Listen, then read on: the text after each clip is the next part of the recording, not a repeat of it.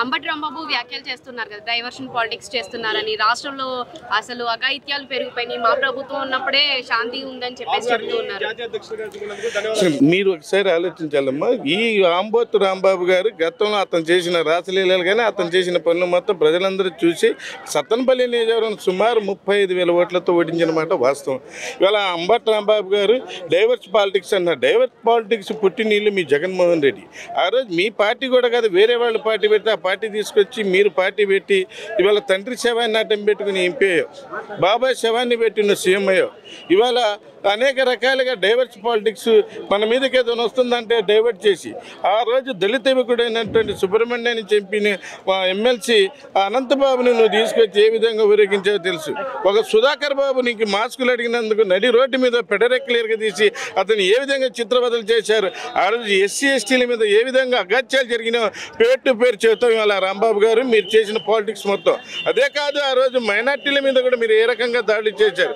చిత్తూరు జిల్లా పల్మినేరు సొంత మిస్బా ఆత్మహత్య కావచ్చు, అలాగే అబ్దుల్ సలాం కుటుంబం కావచ్చు, గుర్జాలకు సంబంధించిన మన సలీంభాయ్ కావచ్చు, ఈ రకంగా ముస్లింల మీద మీరు ఏ విధంగా దాడి చేశారు, ఏ విధంగా చేశారు అని ముస్లిం సోదరులకు ఆ రోజు నారా చంద్రబాబు నాయుడు గారు దులాన్ పథకం ఇలాంటి పథకం ఇస్తే మీరు అధికారంలోకి వచ్చిన తర్వాత హైకోర్టులో ఆ రోజు మైనార్టీ పరిరక్షణ సమితి అధ్యక్షుడు షుబ్లీ గారు మేము కోర్టులో పెడితే ఆ రోజు మీ కోర్టు మీ ప్రభుత్వ లాయర్ ఆ రోజు మా దగ్గర డబ్బులు లేవు కాబట్టి దీని నుంచి విత్డ్రా అవుతున్నానని చెప్పి మాట తప్పడం మీ వంతైంది. ఆ రోజు ముస్లిం సోదరులకు అనేక సంబంధించిన ఈ దులాన్ పథకం కూడా ఆ రోజు అనేక రకాలుగా ఇబ్బంది చేశారు.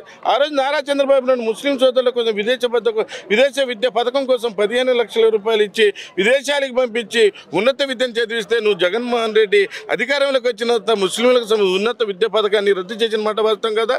అదే రకంగా ముస్లింల దాడి అబ్దుల్ సలాం కుటుంబం మీ ప్రభుత్వంలో మీ సీఏ గారు అన్న మాటలకి ఆ రోజు అతను నానా రకాల చిత్రవద చేస్తే రైల్వే కింద పడి ఆత్మహత్య చేసుకుంటే ఇంతవరకు ఎఫ్ఐఆర్ నీవు దిగిపోయిందా కూడా ఎఫ్ఐఆర్ చేయలేదే.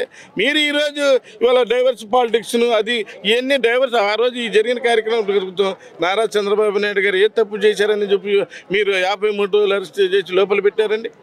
విద్యార్థుల కోసం 1,15,000 మందికి ఆ రోజు స్కిల్ డెవలప్మెంట్ కోసం ఆ రోజు చేసినందుకు ఏమీ లేక ఆ రోజు డైవర్ట్ చేయటం ప్రజాదరణ పొందలేక ప్రజల్లో వ్యతిరేకత పెరిగిందని చెప్పి ఆ రోజు నారా చంద్రబాబు నాయుడు అరెస్ట్ చేశారు. మా నాయకుల మీద పెట్టడానికి పేర్లు పెట్టారు. అలాగే మా మహిళా నాయకులు అయినటువంటి అనిత గారు కావచ్చు, ఇతర నాయకుల మీద అసభ్యకరమైన పోస్టులు పెట్టడం వల్ల ఈరోజు ఇవాళ కోర్టులు ముట్టికాయలేసి ఏ విధంగా ఇవాళ వాళ్ళు శిక్షణ అనుభవిస్తున్నారు మీరు చూస్తున్నారు. అందరూ ప్రజలు ఈరోజు వాళ్ళు చేసిన దురాగతను మేము చేసే మంచి పని ఇవాళ అధికారంలోకి వచ్చి సంవత్సరం అవుతుంది.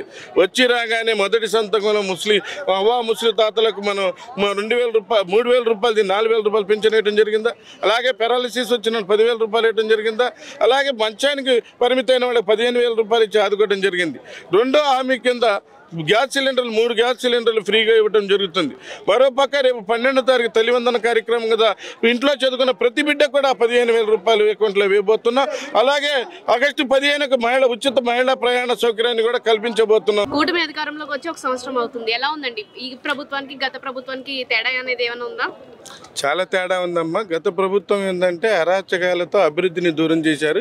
ఈరోజు నారా చంద్రబాబు నాయుడు గారి పరిపాలన అనుభవం ఉంటుడు కాబట్టి ఈరోజు రాష్ట్రంలో గత 5 సంవత్సరాలు వెనకబడ్డ ఆర్థిక అభివృద్ధి కానీ లేదా ఇతర విషయాల్లో కానీ మన నారా చంద్రబాబు నాయుడు గారు వచ్చిన తర్వాత రాజధాని కానీ పోలవరం కానీ ఇతర ఏ కార్యక్రమైనా సరే ఇప్పుడిప్పుడే పట్టాలు ఎక్కుతున్నాయి.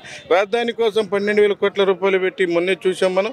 అనేక రకాలుగా టెండర్లు పిలవడం జరిగింది. మొత్తం 45,000 కోట్లకి టెండర్లు పిలిచి రాజధాని నిర్మాణం కానీ అలాగే పోలవరం చూసాం. పోలవరం కూడా ఇవాళ 12,000 కోట్ల రూపాయలతో పోలవరాన్ని కూడా ఇవాళ డయాఫ్రమ్ వాళ్ళు పనులు మొత్తం పూర్తవుతున్నాయి.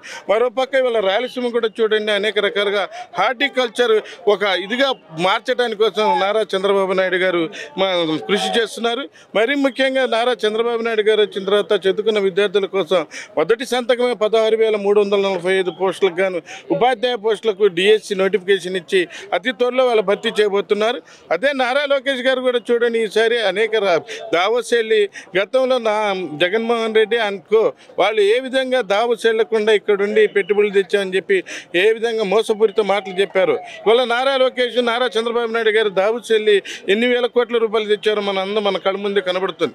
ఇవాళ రాయలసీమ నుంచి మొదలుపెట్టుకుంటే శ్రీకాకుళం వరకు అనేక రకాలుగా ఇవాళ నెల్లూరు జిల్లాలో బీపీసీఎల్ రిఫైనరీ కావచ్చు, మా అదానీ అంబానీ వాళ్ళకి సంబంధించిన రిఫైనరీ కావచ్చు, ఇవాళ శ్రీ సిటీలో కానీ అనేక గతంలో వెళ్ళిపోయిన ఫ్యాక్టరీలు మొత్తం వస్తున్నాయి. మళ్ళీ ఇవాళ నిరుద్యోగ యువతకు ఉపాధి కల్పించడం కోసం అనేక ఫ్యాక్టరీని తీసుకొచ్చి ఉపాధి అవకాశాలు కల్పించడానికి పక్క ఉపాధి అవకాశాలు కల్పించే దాంట్లో స్కిల్ డెవలప్మెంట్ లేని వాళ్ళకి ప్రత్యేకంగా స్కిల్ డెవలప్మెంట్ ఇచ్చి దాన్ని వాళ్ళు అభివృద్ధి చేస్తున్నారమ్మా. ఇప్పుడు జగన్మోహన్ రెడ్డి వచ్చేసి నేనున్న గవర్నమెంట్ లోనే ఎక్కువ ఉద్యోగాలు అన్నవి వచ్చాయి, బాబు గారు ఏమీ ఉద్యోగాలు తీసుకురావలేదు, అధికారంలోకి వచ్చి 1 సంవత్సరం అవుతుంది అని అంటున్నారు.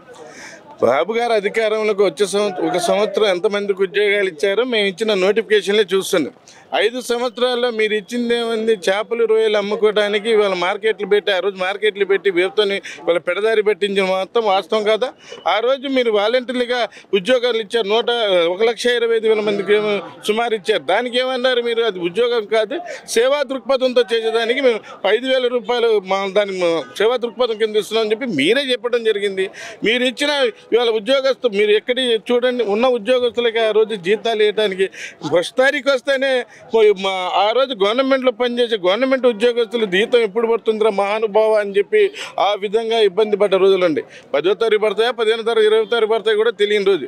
ఆ రోజు వాళ్ళకి సంబంధించిన పిఎఫ్ ప్రావిడెంట్ ఫండ్లో నుంచి లోన్ తీసుకోవడానికి కూడా లేదు, ఒక ఇల్లు కట్టుకోవడానికి లోన్ తీసుకోవడానికి కూడా ఉద్యోగస్తులు ఏ విధంగా నానా ఇబ్బందులు పడ్డారో మనం ముందు తర్వాత